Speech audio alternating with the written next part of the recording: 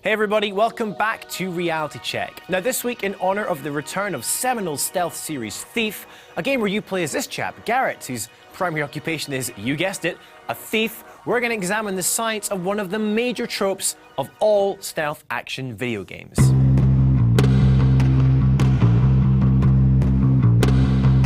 So you've successfully cased the joint, planned your route of ingress, and all that lies between you and this sweet, sweet bounty is a posse of guards.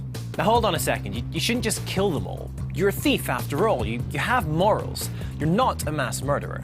Well, no sweat, simply equip your trusty blackjack, sneak in close, and give them a swift crack to the cranium. Down they go, out for the count for hours. Convenience itself.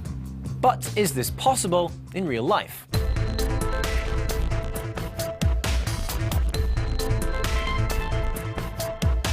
It's certainly true that people get knocked out all the time.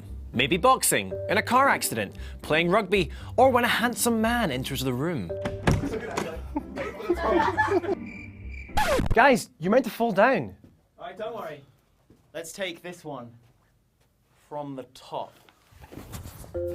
These stints of unconsciousness, or being knocked out, typically only last for a few minutes. However, in Thief, when you blackjack some guy on the bounce, they happily go to sleep for hours. And it's not just in Thief. Name pretty much any stealth action game where you have non-lethal options and the same trope occurs. Dishonored, Splinter Cell, Metal Gear Solid, the list goes on. So, can a whack to the head of a real person really put them down for hours only for them to subsequently return to the land of the waking with no more damage than a nasty bruise? Oh, and probably a pink slip for being a rubbish guard. Well, in a word, no. You see, any blow to the head that actually knocks someone out is technically causing a traumatic brain injury, and the duration of that resulting unconsciousness relates directly to the severity of that injury. So, while a loss of consciousness for 30 seconds to a minute will most likely not result in any permanent debilitating damage, a crack to the noggin that puts someone down for hours, on the other hand, now you're talking some serious brain damage. So why is this? Well, first things first, let's look and see what happens to the poor brain at the point where blackjack meets skull. On impact, the poor brain within gets bruised at the point of contact. The force then propels it to the other side of the skull where it collides, bruising it again, and then it sloshes about for a bit. Best case scenario, this stuns the neurons, the main functional cells in the brain, stopping them from firing off their wee electrical impulses. This leads to the loss of consciousness, but hopefully just for a few minutes. Interestingly, mild concussions of this type can also cause anterior-grade amnesia, meaning you forget things that happened before the whack to the head. So, if that guard was to wake up in a few minutes, not only would he not remember why he sprawled out on the floor, but he might also not be able to recall what he had for breakfast that morning.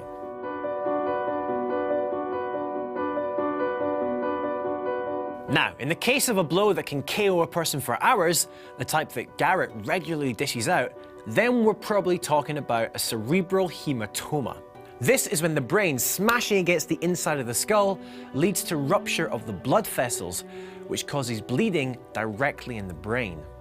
As a cerebral haematoma grows, it damages or kills the surrounding brain tissue by compressing it and restricting its blood supply, leading to symptoms of stroke.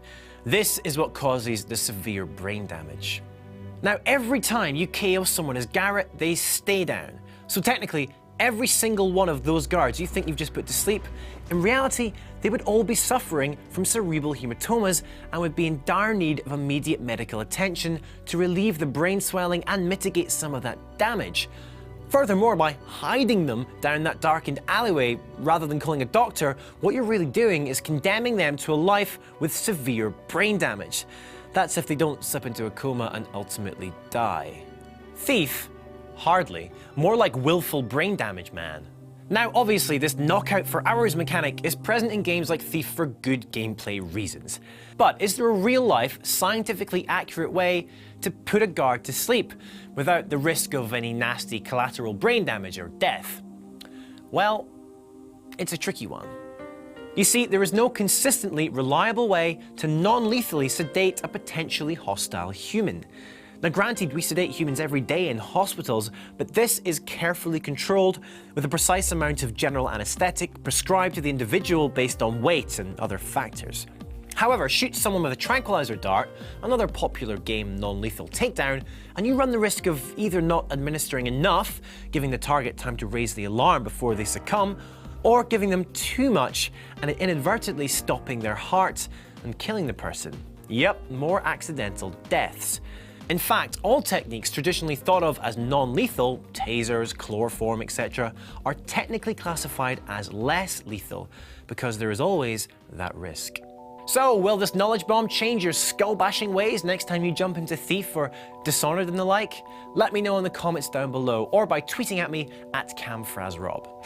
Last week, I looked into the science of Titanfall and whether or not we should expect real-life Titans anytime soon. Now, many of you noted that the Talos system I featured actually looked more like the Crisis nanosuit than a giant Titan mech. You know what? I kind of agree. However, the key thing about the Crisis nanosuit is its basis in nanotechnology.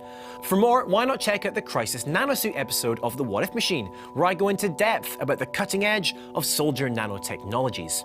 Also, I get help from the lovely and super smart Sujata Kundu. Thanks, Suze, and thanks to you guys for watching another reality check. I'll be back again next Sunday, of course, so see you then.